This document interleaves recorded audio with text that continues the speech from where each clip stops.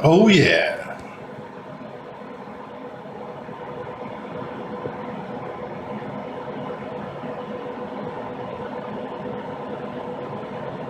You know what we're going to talk about in this video today? That's so cool.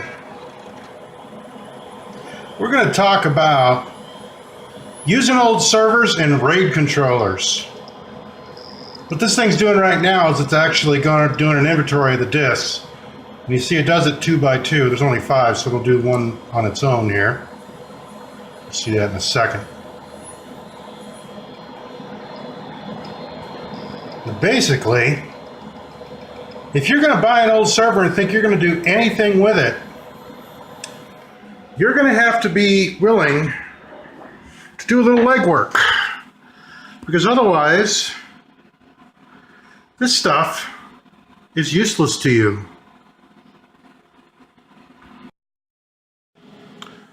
Now, you may be saying to yourself, you know, it'd be cool to have my own server. You know, I could do some stuff with it even if it's older. And hey, you know, everything just kind of works, right? I don't have to worry about anything. It's just a big PC after all, right? Wrong.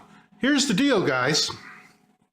There's things you have to consider when you start playing around with old server hardware. And one of them is that when you get that server hardware, get everything that goes with it, including all the software, manuals, disks, whatever you can get.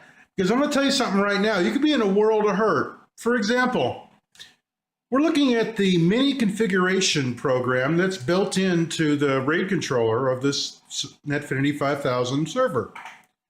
And it's kind of neat because you can look at the status of the drives. You know, in the status, you can see how everything's configured. It's all very interesting. You can look at the logical, you can see what the status of the drive. Everything looks good there, right? You can go to advanced functions and do some other nifty things.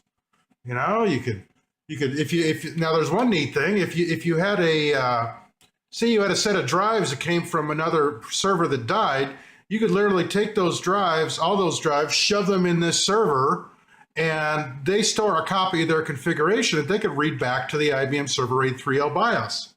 That's kind of a neat feature, but here's the thing. That's where the array building and the drive setups and the RAID stuff kind of ends as far as configuring the RAID controller without additional software. Because nowhere in here do you see anything that lets you build a new array. Remember, this is server hardware. This is for enterprise. This isn't something you bought from Best Buy. There's an assumption here. There's an assumption that you're going to keep all these materials and that while this stuff may be available, it's not going to be all encompassing, mostly because it couldn't be, because it wouldn't fit in the space of these old PCs ROM chips. You know, they have very limited space. So basically all you can do here is look at the status of the server RAID controller, but you can't really do much more with it. So what do? I'll tell you what you do. And we're going to let this go by and let it continue running. You make sure that when you buy your server, if you're lucky, you get something like this. Now, I was lucky because I'm the one who actually installed these servers originally for the client. And so I knew where all the books were, and I got all the books when I bought the server. This is the actual IBM manual that came with the book, with the server. And with it, all the software. And what is this right here? The most critical CD-ROM package you're ever going to see in your life when it comes to a Netfinity server, especially with a RAID controller, because without it, your RAID controller is basically worthless. Even if you put brand new drives in it and wipe the configuration, you'll never be able to build a new RAID array, and you basically have an empty drive cage with useless spinning disks. And you know, it comes with driver disks. It comes with disks that if you have older operating systems, you could actually load the files, like say Windows 2000. It's even got a SCO Unix driver disk in it.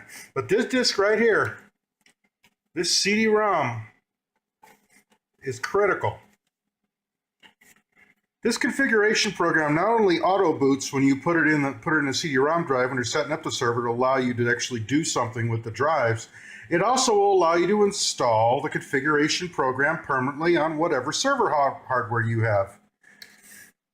For example, let's go into our server,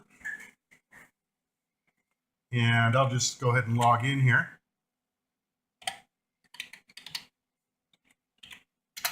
This is server 2003. And what you'll find here is that, remember how our mini configuration program, and I have upgrades coming, so that's why the colors are so low. I'm going to make this a lot better. Well, we're going to go in, and you see this here, IBM Server RAID Administration. This little app right here is God to you. This is where this program actually lets you set up new arrays, take them away, add drives, change the configuration, all that stuff. This has a world of functionality that the built-in program doesn't. Without this software, your RAID controller is useless. And that's just the nature of the beast. Maybe from actually I've seen HP controllers too that didn't have much more than what I showed you in that IBM Server RAID 3L mini config.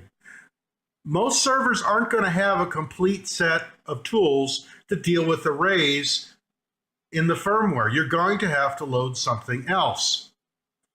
So if you're going with an older server, here's the thing. Get the documentation. Get the software. It's critical.